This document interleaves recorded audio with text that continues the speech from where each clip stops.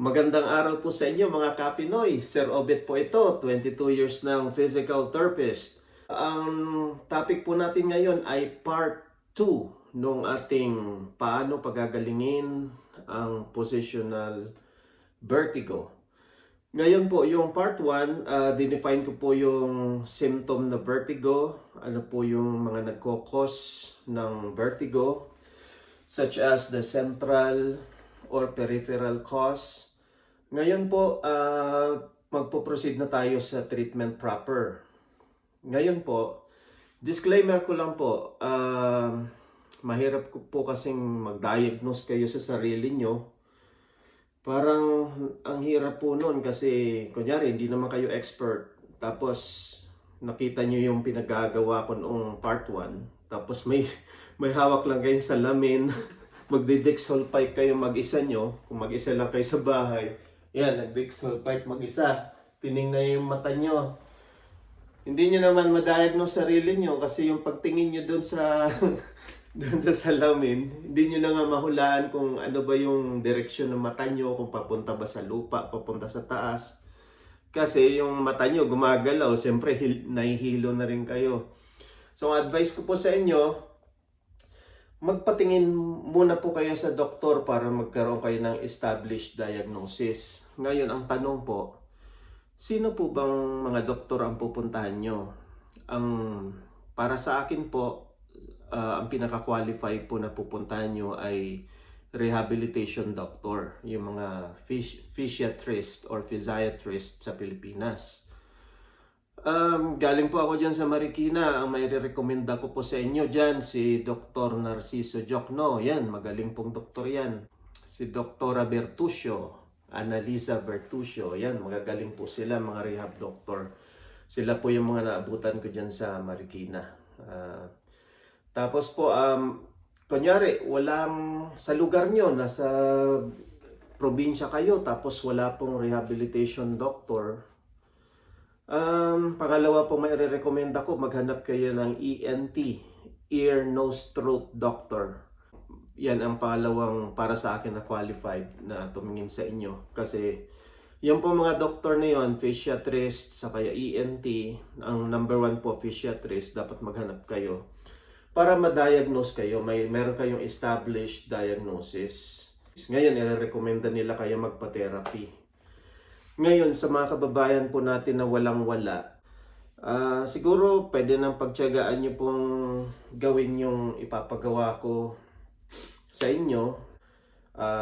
Yung mga treatment na makikita nyo ngayon, pwede na siguro. Basta po meron kayong established na diagnosis. Kunyari, after kayo magpa-diagnose sa physiatrist or physiatrist, or kung walang physiatrist sa probinsya, may ENT, basta may established diagnosis. Kung may pira kayo, magpa-therapy kayo, physical therapy. Para po mas guided po kayo at sigurado pong gagaling kayo. Saka po hindi delikado kasi malay nyo, high blood pala kayo, meron kayong ibang karamdaman.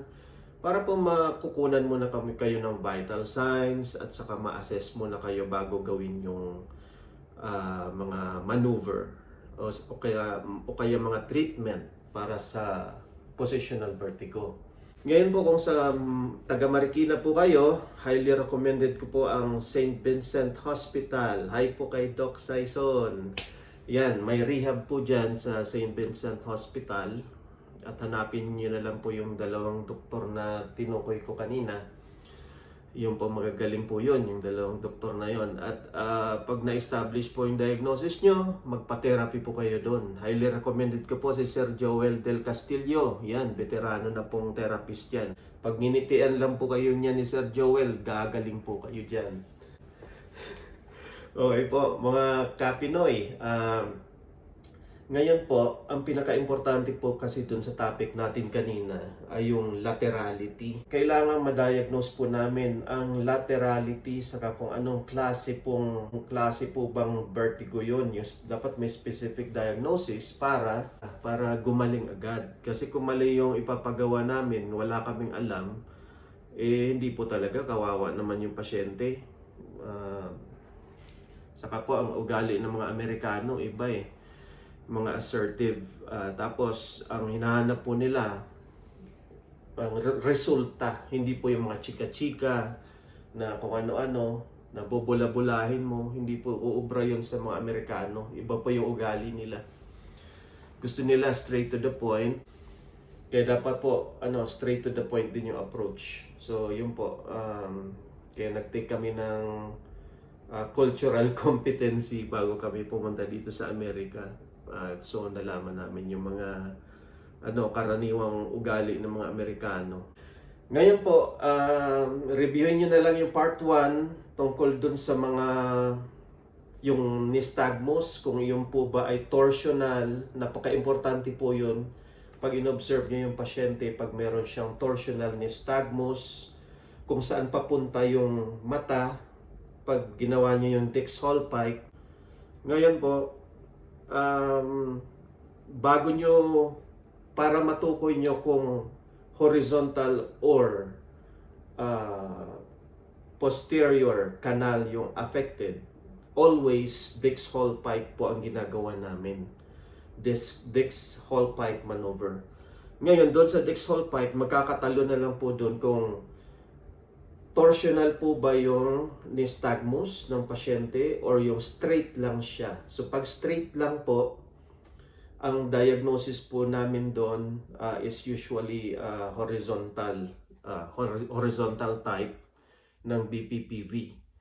Tapos po, pag nakita nyo torsional yung galaw ng mata, yung parang umiikot, yung galaw ng mata, ano po yon? Usually po, posterior ang tinamaan, posterior canal. So, reviewin nyo na lang po yung part 1 para maano kayo. Ngayon po, diretso na tayo sa treatment proper. Huwag nang paligoy-ligoy pa. Disclaimer ulit, mas maganda may professional kayong kasama. Kasi baka masuka kayo o kaya may iba kayong karamdaman na high blood, sakit sa puso, baka kung ano mangyari sa inyo. Pag di nyo alam, may sakit pala kayo. Pag ginawa nyo yun, baka matrigger yung sakit nyo. Tapos po, kailangan may dala kayo ng plastic man lang para pag nagduwal kayo, straight na kayo dun sa sa basurahan o sa plastic. Hindi nyo susukahan yung kama nyo pag ginawa nyo yun, tapos bigla kayong nahilo. Yun po ang ang punto ko doon. Ngayon po, panoorin niyo po tong video na ito para ma-review kayo sa movement ng mga mata. Okay? Please play. Ganito po dapat nakikita kapag posterior canal BPPV torsional po. Tapos pag horizontal naman, yan yung horizontal BPPV. Pag vertical, wag na nating itapi kasi hindi naman po siya common. Yan po ang mga nangyayari kapag ginawa po yung Dix-Hallpike maneuver. Dapat po matibay yung matalas yung mata nyo pag-diagnose ng eye movements. Yan po. Yan ang natin. I-emphasize natin dyan. Yan, kada galaw niyan, gumagalaw po yung crystals. Yan, tapos nagkikreate siya ng nystagmus o kaya torsional movements ng mata. Ayan po. Okay. Ngayon po mga Kapinoy, i-demonstrate ko po sa inyo yung Dix-Hallpike maneuver. Kung dito po gagawin yung Dix-Hallpike maneuver, since medyo may kabigatan po ako, dalawang unan po ang gagamitin ko. Kasi magsisync po itong unan pag hinigaan ko po ito para po tama yung anggulo ng leeg. Ngayon, ganito po yan. Paupuin ako ng doktor. Kunyari o kaya ng therapist dito sa dulo ng kama. Kung pupunta sila dito sa bahay, usually kung sa hospital o kaya sa clinic, nakapwesto po yung doktor sa likod o kaya yung therapist sa likod para mag-guide yung angle ng leeg, ng tamang angle. Kasi dapat po ang pag-test po niyan 45 degree angle na nakatingin doon o kaya doon sa kabila. Usually ang inuuna ko pong i-test sa kanan kasi very common po sila, nagpa-positive sila sa kanan. Ngayon, kunyari, nag-negative sa kanan, edi sa Sa kaliwa ko po sila itetest. Okay, unahin po muna natin. Nakaupo yung pasyente.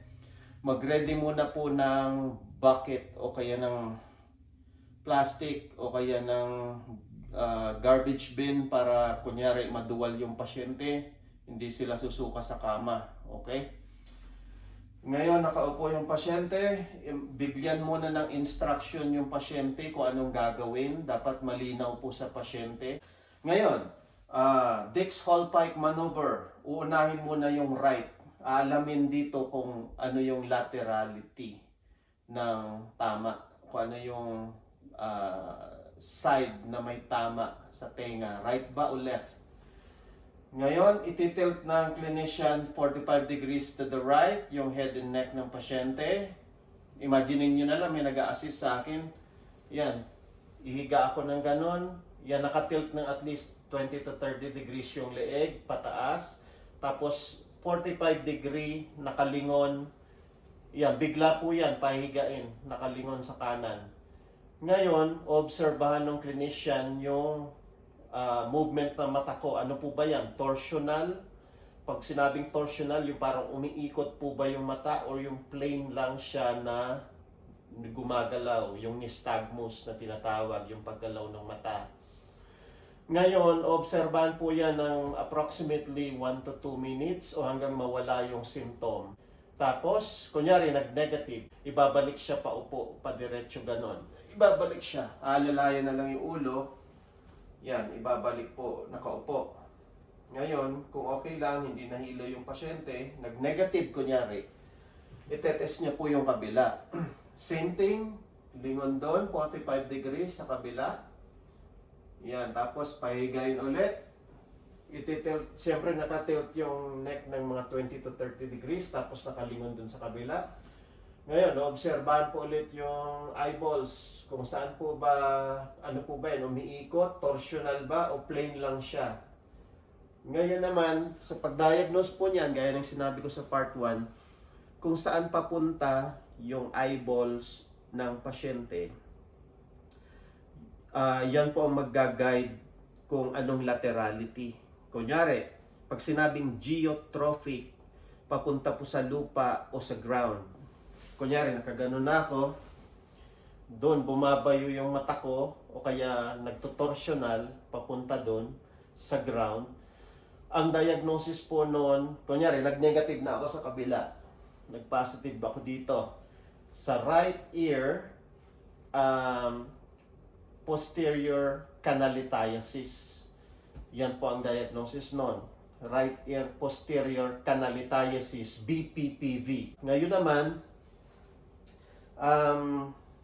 kung sakali naman na papunta dito yung pagbayo ng mata, pataas, agiotropic po yun. Agiotropic. Ang laterality naman nun, left ear. Okay po ba? Ngayon, dapat torsional siya para ma-establish na posterior canal ang may tama. Napaka-importante po nun. Dapat mo po matalas yung mata nung nag-examine.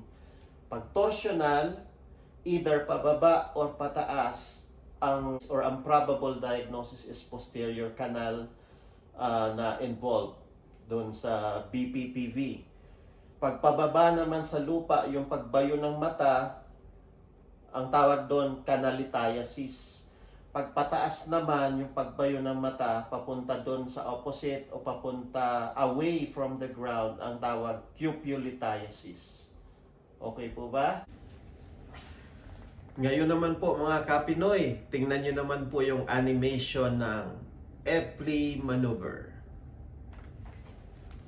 Sa Epley maneuver po, kailangang sakto lang yung paggalaw. Orasan nyo, bawat segundo ay mahalaga dyan. So, para pag nag-reposition yung pasyente, madaling makalibrate yung crystal sa loob ng ating inner ear. So yan po, kung nakikita nyo, yung crystals po gumagalaw every positioning. So napaka-importante po ng timing dyan. Okay po. Ayan. Ngayon po mga Kapinoy, nakita nyo na po yung animation ng Epley maneuver. Hindi lang po nakumpleto yung animation dahil yung last step po dun sa animation na yon, pinaupo yung, dapat po papaupuin yung pasyente dun sa last step na yon. Pero kumpleto po yon. Ngayon, lilinawin ko lang po, ayon sa pag-aaral, ang pinakaangkop o tamang tagal ng pag-change ng position o pagbago ng posisyon ng pasyente is 30 seconds. 30 segundo po dapat. So bawat position, kunyari, tinilt yung head and neck, paghiga na ganon, bibilangan nyo na. Yan, 30 seconds, dapat may timer. Tapos, ayun, iikot naman ulit dito sa kabila, 30 seconds. Tapos magro-rotate yung katawan, 30 seconds ulit hanggat matapos po yung procedure na yon. Ngayon, pag nakaupo na yung pasyente sa last step, dapat po steady yung pasyente at tatanungin ng doktor yan or ng therapist kung ano po ba, nahihilo pa po ba kayo. Ngayon, pagpapahingahin yung pasyente up to about 2 to 5 minutes na pahinga. Yun po ang nasa libro. About 2 to 5 minutes. Kung titingnan nyo sa ibang libro, a minute or 2. Sa ibang libro, up to 5 minutes. Yun po ang ano nun. Ipapahingahin nyo yung pasyente yun after ng test. Tapos po, after siya makapagpahinga, itetest po ulit yung pasyente ng Dix-Hallpike ulit. Yung kanina, yung pinakita ko kanina sa inyo. Itetest ulit ang pasyente ng doktor o ng therapist para makita kung meron pa ring natitirang nystagmus o yung oscillation.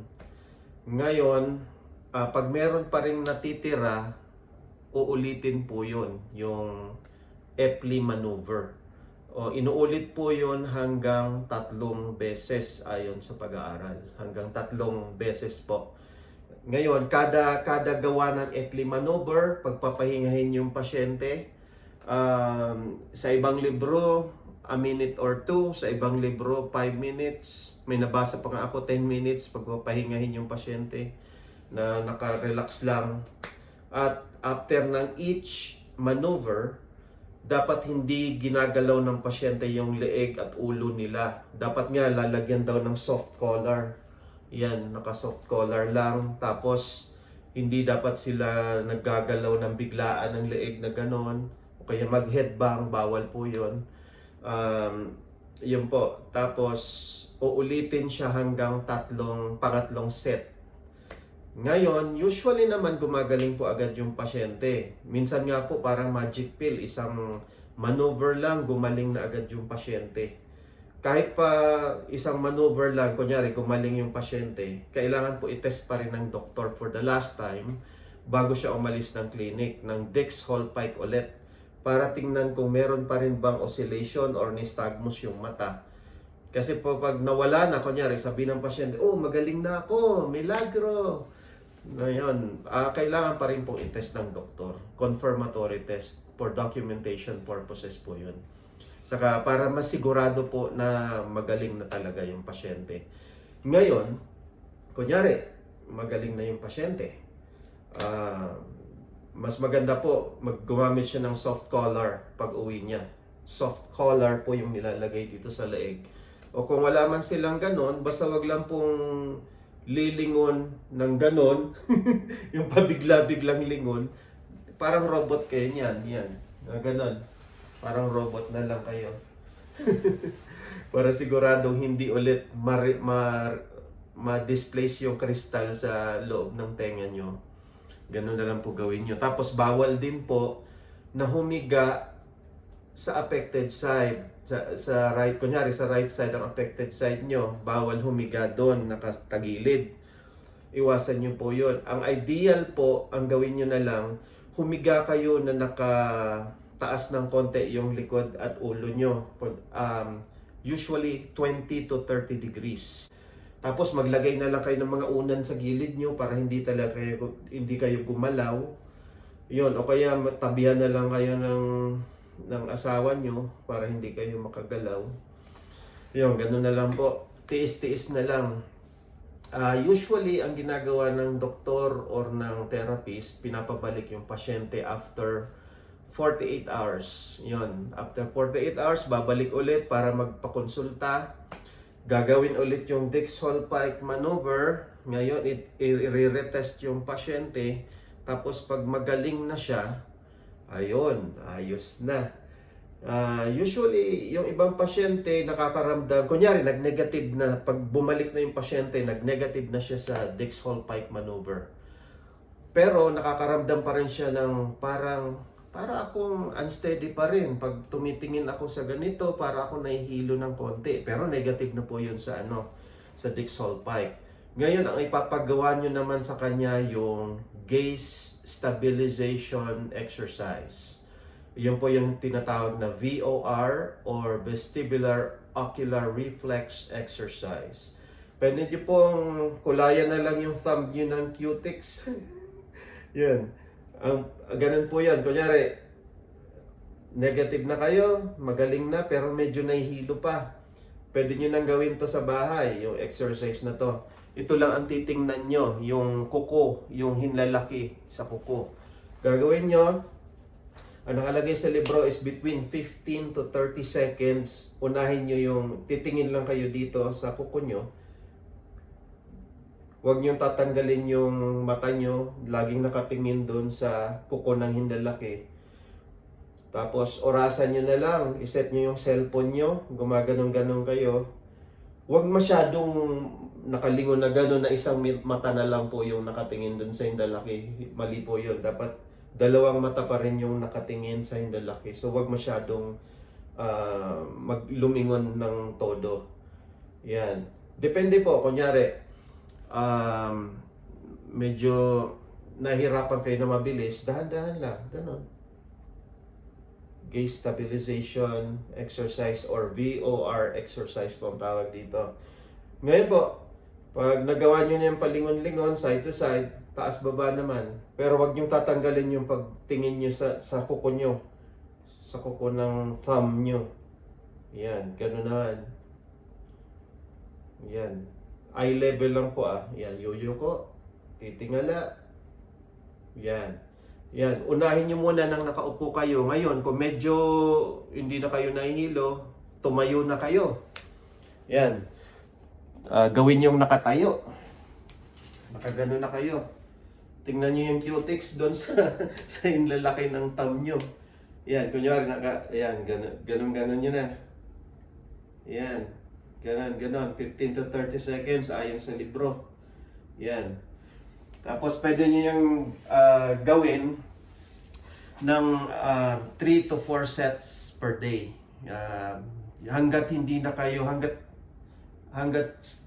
pa kayo stable, kunyari meron pa rin may konting hilo pa rin, pwede nyo pong gawin yung gaze stabilization exercise or VOR exercise. Ganun po yon. Ngayon, pwede nyo ring, kunyari, gusto nyo i-progress yung gaze stabilization exercise, punta kayo dun sa mga may busy place. Kunyari, may mga dumadaan na sasakyan, tapos gaganon-ganon kayo doon para kayong baliw doon. Yeah, ganyan kayo. Speed mga dumadaan na sasakyan. Ganun po yun. Tapos kung gusto nyo pang mas matindi na challenge, punta kayo sa beach. Yan, may mga nakabikini dyan. Ganun kayo. Yan, joke lang po. Mahirap pong labanan yun. Nakatingin doon, tapos may dumadaan nakabikini. Buset. Ayan po, yan po kaya ginagamit yung VOR exercise kapag hindi pa kayo masyadong steady. Pero dapat negative na kayo sa Dix-Hallpike. Yon. Kasi po, pag hindi pa kayo negative sa Dix-Hallpike, nagaganon kayo, naku, baka matanggal ulit yung kristal. Yun po ang nun. Ganun po yun, mga Kapinoy. Ngayon naman, punta naman tayo doon sa paano gagamutin naman yung isang horizontal canal BPPV. Kunyari, ang tama naman sa horizontal. Tapos na po tayo sa posterior canal. Ngayon naman po mga Kapinoy, bago nyo gawin yung bago gamutin yung horizontal canal BPPV. Ngayon, kailangan ay reviewin uli natin. Kailangan mo nang gawin yung Dix-Hallpike. Doon yun nakikita. Ngayon po, kasi hindi pa nako-confirm, Dix-Hallpike muna para malaman kung posterior canal or horizontal canal. So, paupuin yung pasyente. Kunyari, inuna muna yung kanan. Yan, tinilt yung leeg 45 degrees. Tapos pinahigang ganon. Yan, nakaganon na siya. Ngayon, yung ina-expect nyo na posterior canal na kunyari torsional, sana ina-expect nyo na bumabayo yung eyeballs ng pasyente. Ang nangyari, diretso lang siyang paganon. Yan, pababa. So, ibig sabihin, uy, horizontal to kasi diretso lang. So, hindi siya posterior canal involvement. Ngayon, okay, nag-positive na po siya na padiretso lang na pababa yung mata na nistagmos ng pasyente papunta sa lupa. Yan, nakaganon siya. Nag-positive sa Dix-Hallpike. Nag-Dix-Hallpike ulit sa kabila. Yan, pinaupo yung pasyente. Nag-Dix-Hallpike dito. Yan, negative naman dito. So, mag-establish ng probability na diagnosis yung doktor o therapist na, ano to? Diretso lang, horizontal involvement. So, ang gagawin ng therapist o doktor, i-confirm niya through supine roll test. Yung supine roll test, tulad ng sinabi ko kanina, yan, nakahiga yung pasyente, papahigain yung pasyenteng ganon, naka 20 to 30 degrees yung leeg, nakatingalang ganon. Tapos, papalingonin lang yung pasyente. Kunyari, nag-positive sa Dix-Hallpike dito na padiretso lang, geotropic pababa, gaganunin ulit ng doktor o ng therapist using the supine roll test. Yan, ginanon, yan, pinalingon lang, supine roll test po ang tawag dyan. Tapos, mas malakas yung pagbayo dito kumpara dun sa nung pinalingon yung pasyente sa kabila. So, mahina yung pagbayo pababa. So, ang laterality po ng right ear, kasi mas malakas yung pagbayo dito nung pinalingon yung pasyente na pagganon. Right ear po ang involvement nun. Horizontal canal lithiasis ang diagnosis. Right ear, horizontal canal lithiasis, BPPV, kasi papunta sa baba, kanal. Sa earth lang may kanal. Yan. Tapos po, geotropic po yun. Geotropic kasi papunta sa lupa yung nystagmus ng pasyente. Pag papunta away sa lupa, agiotropic ang diagnosis. Ngayon, malalaman nyo kung bakit in-specify ko na geotropic saka agiotropic para madali nyo matandaan yung treatment. Okay? Ngayon, na-establish na yung diagnosis na yun. Ngayon, magti-treatment na. Treatment. Ngayon po, ang gagawin na treatment dyan, kasi ito yung laterality, kanang tenga. Now, ang diagnosis is right ear horizontal canal lithiasis. Kasi pababa yung pagbayo ng mata na diretso lang. Ngayon, maglalagay ng unan dito para maprotektuhan lang yung, para kasi may curve tayo, kunyari broad-shouldered yung pasyente, may unan pa rin, at least isa. Paupuin yung pasyente sa gilid. Ang tawag po dito is Guffoni maneuver. Guffoni. G-U-F-O-N-I. Guffoni maneuver. Ngayon po, kaya ko in-specify yung geotropic kasi pababa kanina, yung tinest kanina, di ba? Pababa sa lupa, yung direction. Kasi kukunin nyo lang yung mnemonic sa umpisa. First three letters, G-E-O. G-E-O. Okay? Para maano nyo, good ear on the bed. Yun po yun, para mapadali ang buhay nyo. Geotropic, di ba? Kunin nyo yung tatlong letra. Good ear on the bed. Para madaling tandaan. Ngayon, ito yung may diferensya. Kasi yung pagbayo ng mata kanina sa test, papunta dito, papunta sa baba. Ngayon, ang gagawin ang treatment po dyan, 1 minute muna, plain lang, natatagilid, good ear on the bed. Ito yung good ear. Ayan. Plain lang siya, 1 minute. Nakaganon lang, parang relax lang yung pasyente, 1 minute. Ngayon, after 1 minute, ititilt na ng clinician, ititilt yung head, parang palilingunin ng 45 degrees down. Down po, to the ground. Yan, palilingunin na ganon. Yan, kasi good ear on the bed, GEO. Ngayon, 2 minutes naman po siyang nakaganon. After nyan, ang ginagawa, ibabalik ng clinician na diretso yung, kunyari, tapos na 2 minutes, yung ulo at leeg, tapos paupuin na yung pasyente. Ayan, tapos na ang treatment. Ganun lang po yun, mga kapinoy. Madali lang po yun. Pero, magpapahingahin daw ang pasyente, ayon sa libro to, ng about between 5 to 10 minutes bago i-retest ulit ng supine roll test na ginawa natin kanina.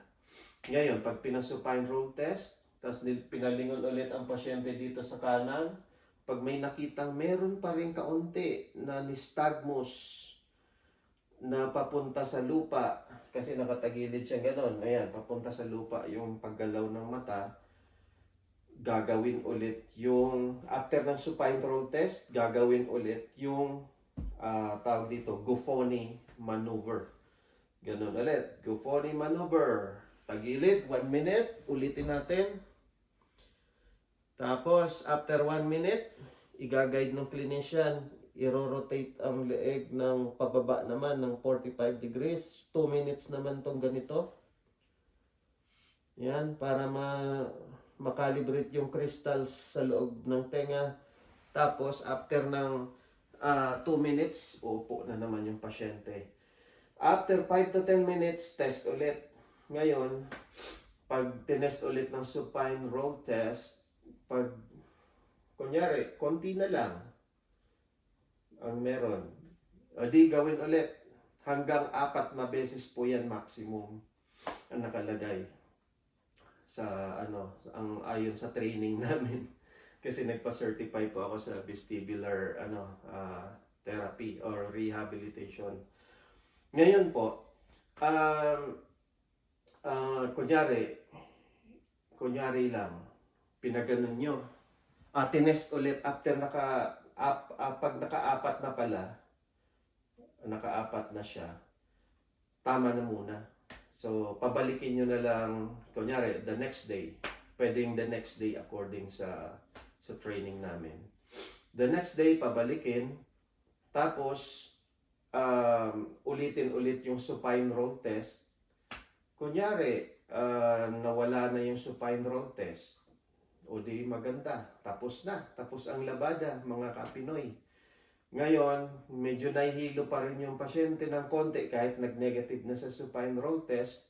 Paggawa nyo na naman yung pinapagawa ko kanina, yung parang gaze stabilization, yung pag ganon-ganon. Yan. Gawin nyo yon. Yung kanina, yung tinuro ko sa inyo. Gaze stabilization or VOR exercise. Okay po ba? Ngayon, napaka-tricky lang po itong horizontal canal rehabilitation. Kasi minsan, pag niretest yung pasyente, nagbabago minsan yung yung laterality. Malilito kayo dyan, magbabago ang laterality minsan. Kaya ito ang pinakamahirap na rehabilitation. Kunyari, pinasupine roll test nyo. Ang inaasahan nyo, pababa yung pagbayo ng eyeballs. Ngayon, bumalik na naman, pag ganon. Ganon din sa kabila, may konti din yan. Always magpa-positive yan sa kabila kasi magka-connect yung horizontal canals. Pero kung sino may pinakamalakas dyan na pagbayo, yun ang laterality nyo. Ayun. Ngayon, kunyari nagbago, pag nag-supine roll test kayo, yung kabila naman. So, magbabago yung treatment nyo. So, ganun lang po yun. So, ganun po ang natin doon. So, pumunta kayo sa expert, sa physical therapist na certified vestibular practitioner or sa physiatrist sa Pilipinas, kailangan may ma-establish na diagnosis po muna. Ngayon, may mga tanong yung iba, may mga bagong test po kasi ngayon tulad ng half somersault test, mga ganon, yung mga bago ngayon. Mas established po kasi yung Epley maneuver. Kaya po yun po ang ginagamit ko as a clinician. It's my own perspective. Yun po ang paniniwala ko. Pag mas high sensitive yung maneuver, yun ang gamitin natin. Straight to the point. Huwag na tayong gumawa ng kung ano-ano pa. Yun po ang mas effective doon. Kasi dito po sa US, ang mga tao lagi nagmamadali yan. O kaya gusto nila mabilis ang paggaling. Ayaw ng chika-chika. Di tulad sa Pinas. Pagkatapos ng treatment, chichikahin ka pa. Tapos, yan, may papansit pa. Yan, nakakamiss yung Pilipinas eh. May mga papansit pa sa clinic. Dito po sa Amerika, wala pong ganyan. Nakakamiss. Yan po, mga Kapinoy, ang treatment natin dyan. Ngayon naman mga Kapinoy, kunyari, pinag-supine roll test nyo yung pasyente. Tapos, iba naman yung problema. O, kunyari,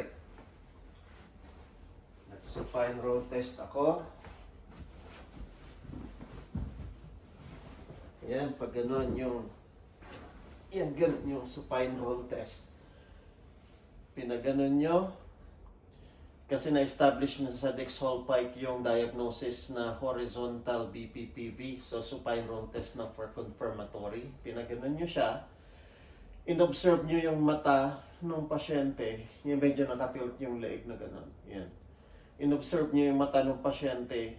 So, imbes na yung pagbayo ng mata pababa, pataas naman ngayon. Pag gano'n. Ngayon, ang tawag doon is geotropic or agiotropic pala. Agiotropic kasi away from the ground. Away from geotropic, agiotrophic. O ngayon, ang laterality na po nun, left ear.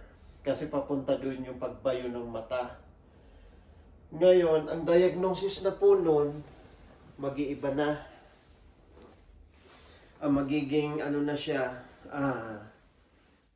left ear, horizontal cupulolithiasis. Kasi away from the ground na siya, cupulolithiasis. Pag away from the ground, saka agiotropic siya. Pag towards the ground is canalithiasis. Okay? Ngayon, mag-iiba na yung approach nyo. Pero simple lang po to. Ngayon, pag cupulolithiasis, saka agiotropic, ang treatment po niyan is maglelay towards the affected side yung pasyente. Since papunta yung mata doon nung tinest, magiging left ear na yung tama nun. Lagi po ikukumpara yun, huwag kayo malilito. Lagi ikukumpara pag nag-supine roll test, ikukumpara nung clinician yung dalawang side. Kung alin doon yung may pinakamalakas na pagbayo, yun po ang magiging laterality. Let's assume na ito yung may tama. Kasi nung supine roll test, pumunta doon yung mata sa right side. Right side na supine roll test, pumunta na yung mata doon sa kaliwa. So left ear cupulolithiasis ang diagnosis. Ngayon, ang gagawin nyo ngayon, pag cupulolithiasis saka agiotropic yung diagnosis sa left ear, maglilin towards the affected side yung pasyente. So, gagawin ulit yung Goffoni maneuver. So, magsa-side lie for 1 minute. Yan, 1 minute ulit kasi towards the affected ear na tayo. Yan, agiotropic siya. Ngayon, imbis na titingin after 1 minute, di siyempre, yung una papatingin sa baba. Ngayon po sa taas naman ito. Yan. Papatingin sa taas. Yan. So for 2 minutes po ito. 45-degree angle na nakalingon yung ulo pataas. Pero towards the affected ear. So, 1 to 2 minutes. 2 minutes pala itong nakaganito. Tapos, after 2 minutes na naka-rotate yung ulo 45 degrees up, paupuin yung pasyente. Tapos, papahinga po siyang pasyente ng around 5 to 10 minutes. Okay? Tapos, i-retest po ulit hanggang 4 na beses po na treatment yan. Maximum, sabi po sa training. And then, kunyari, meron pa rin. Pag supine roll test, meron pa rin. Uulitin po yun. So, ganun po ulit. So, 1 minute ulit. After 1 minute, ititilt yung head. Yan, papunta sa langit. 45 degree up. 2 minutes nang nakaganito. Tapos pa-upuin ulit. And then after 5 to 10 minutes, i-retest ulit ng supine roll test hanggang mawala yung nystagmus. Ngayon naman, tulad ng sinabi ko, pag bumalik yung pasyente after, let's say, a day or two, pag nag-negative na po siya sa supine roll test, ngayon, ang gagawin is yung habituation or gaze stabilization exercise na tinuro ko kanina. Tapos pag ganon-ganon, 15 to 30 seconds times 4 sets per day. Yan, okay po, ganon po yun. Okay?